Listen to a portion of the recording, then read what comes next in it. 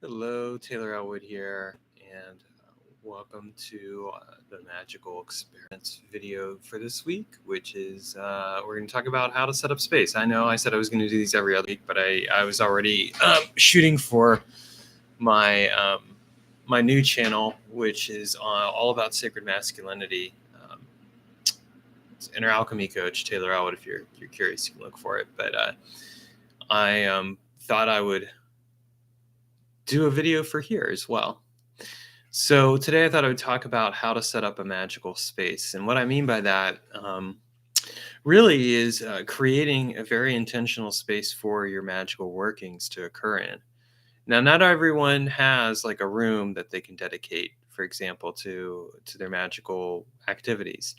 But just because you don't have like a room doesn't mean that you don't have a space. You could have an altar, for example, that could be a magical space. You could have a closet that could be your magical space. I mean, you probably have some part of your home that you can put aside for your magical space.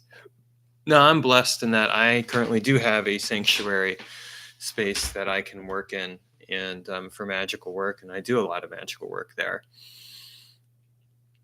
on a fairly regular basis. And it's my intent to always have that ritual space in my home because I think it's important to have a temple for the purposes of doing magical work. And really, I consider my entire home to be part of the temple. So a lot of what I do is oriented around that. But I also acknowledge that having a specific space set aside in the home helps. Like in my case, my home very much is my magical temple. Let's just be honest here. I live alone though. Well, I have a roommate right now, but I pretty much live alone for all intents and purposes. And until such a time as I have somebody in my life where we're living together and creating intentional space, that's the way it goes. At some point, that might happen, and if it does happen, then it'll be it'll be interesting to co-create that space and see what that would look like. And in fact, that's something I would really look forward to doing at some point. But in the meantime, I've really tried to create with my own space a lot. I've put a lot of intention into my space. Of course, like the art on the walls has all been purposely chosen for in terms of just magical workings that they embody or to connect with spirits. I have altars set up. I have other things set up. Even down to the lighting for the room. In the room that I have set aside, I have curtains across the window where sunlight would come in.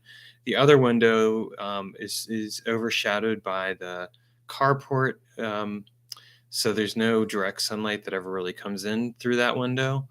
And the reason why I do that is because I want to keep the sunlight out of the room so it doesn't tamper, for lack of a better word, with the magical artifacts and things that are there.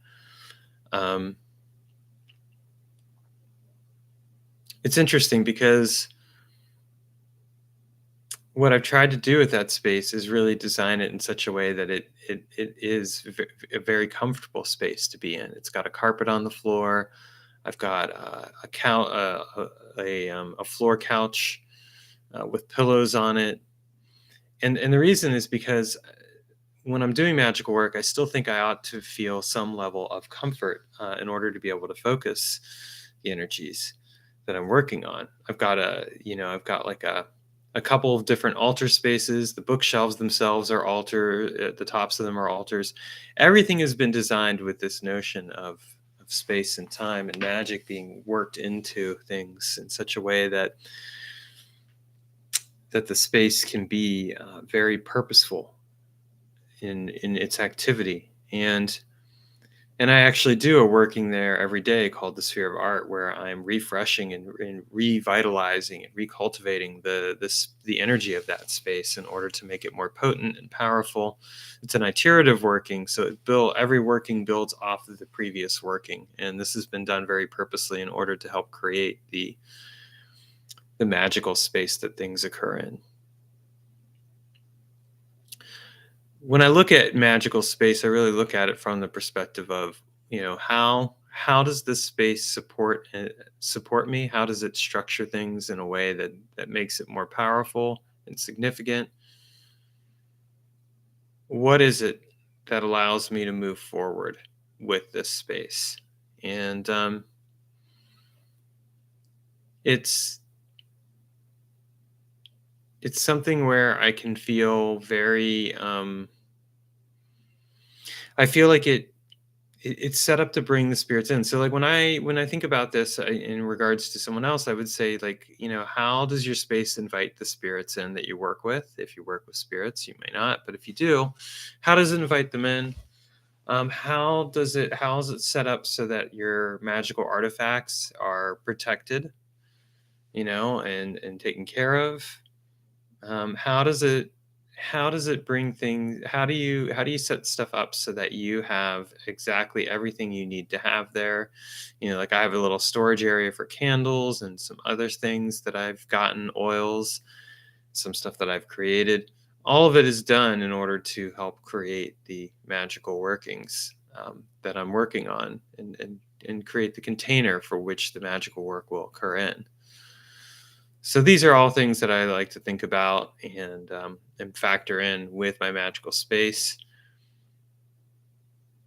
Do the magical tools have a place? Do I have space set aside for them?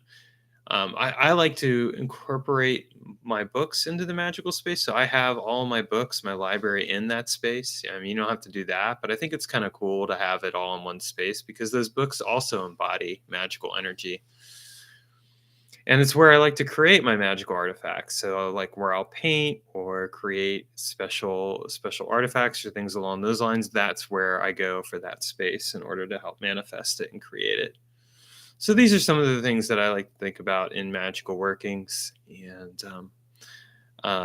space. And I wanted to share that with you today. And hopefully that'll give you some ideas and inspiration. Feel free to drop a comment. Let me know what you think.